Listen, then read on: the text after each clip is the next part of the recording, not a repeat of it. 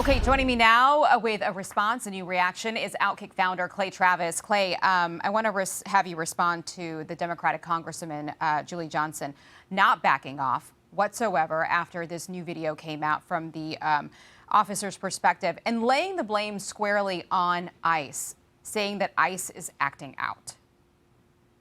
She's 100% wrong with everything that she said. Now, thankfully, she lives in the United States and she gets the opportunity to be 100% wrong in everything that she said. But I think you have to actually look at the facts and you have to examine what truly happened. And this is me looking at it from a legal perspective. Aisha, I've represented people who have been involved in shooting-related incidents during my legal career. And one of the first things you have to do is go look at all the evidence here. Don't actually examine what you think about ICE. Don't examine what you think about the police or anything else. I had a great crim law professor back in the day who said there's only three things that matter when it comes to any criminal-related investigation: the facts, the facts, the facts. And the facts are these. That woman decided that she wanted to go and impede an existing ICE incident. She pulled up her car. She was asked to leave. And when she was asked to leave, she was also asked to get out of the car. She refused to comply with the things that the officer said.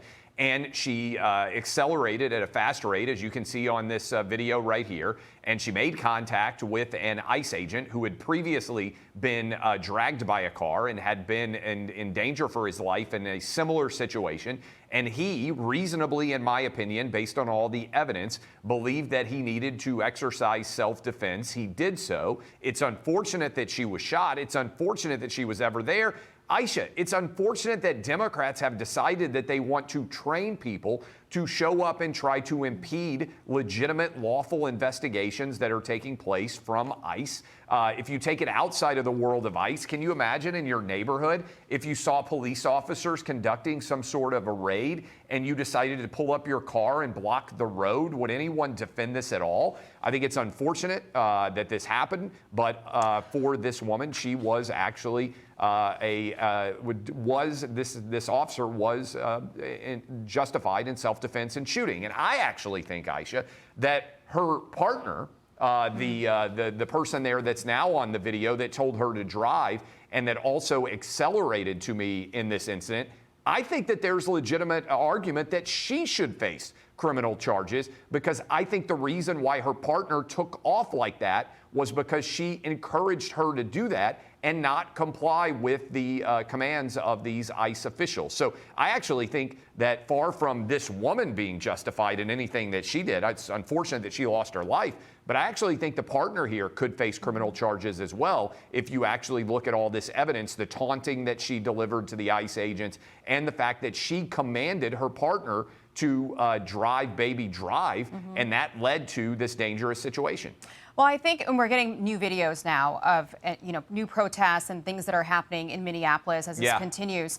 And the thing that the vice president was saying is that at some point, someone has to say enough is enough. Like, at what point do you cross the line from peaceful protesting, which is constitutionally allowed, which every one of us has the right to do, and when does it turn into where you're confronting law enforcement, where you're impeding investigations, where you're impeding, lawful acts? You can disagree about the policies of the Department of Homeland Security, but when you're getting involved, that takes it to another level. I want to call back an Axios story that made my jaw drop a couple of months ago, and it's sort of come back online on the Twitter world. And this is what they wrote. They talked to Democrats who were talking to their constituents, and they were telling them to get shot for the anti-Trump resistance. This is what one of those House Democrats told Axios. Some of them have suggested what we really need to do is be willing to get shot when visiting ICE facilities or federal agencies.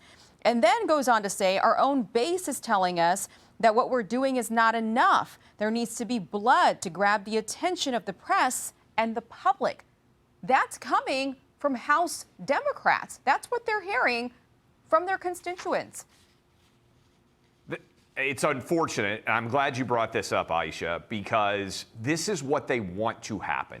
They want confrontation, they want conflict, and they want to create situations where awful things like this could happen. Again, My argument here would be just what you said. If you want to protest ICE, if you want to march down the streets and you want to say this shouldn't be happening here, go vote in 2026, go vote in 2028. We had an election in 2024. President Trump ran on just this, and he won the popular vote. He won every swing state, all 7 of them. The American public said, we want President Trump to do this. We want Tom Homan, Kristi Noem. Okay, if you disagree, go out and advocate against it. But do not create these situations where you are making it more dangerous for everyone. Why in the world would you be showing up at the sites of ICE investigations and ICE arrests and trying to create these situations?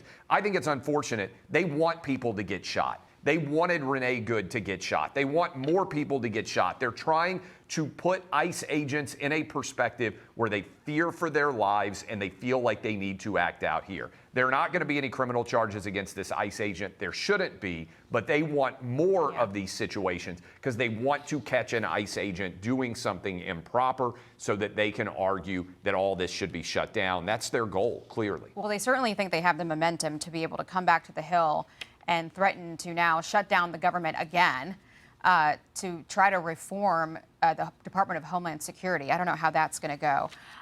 Clay, we've just ran out of time. Thank you so much for joining us and coming on with that perspective. Congrats on the new show. You. And by the way, congrats to IU. Big night for you last night, putting a beat down on Oregon. So congrats in all seriousness. Thank you, Clay.